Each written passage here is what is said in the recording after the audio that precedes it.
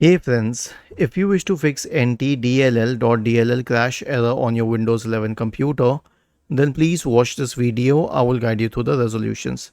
So the first solution will be to reinstall Microsoft C++ redistributable.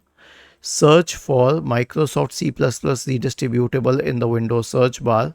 Click on this option, latest supported Visual C++ redistributable downloads.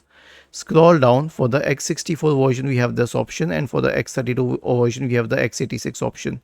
So we have a 64-bit computer, so we'll select the second option and click on open. Wait. Now if it is not installed, you'll get the option to install it. Most probably it will be installed, so you will have to click on repair. The next solution will be an SFC scan.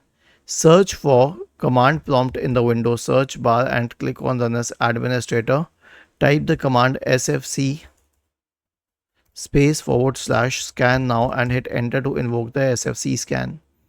Was this helpful? If yes, then please subscribe to the channel. If not, then let us know in the comment section of the video on how we could help you further. Thank you for watching this video and have a nice day.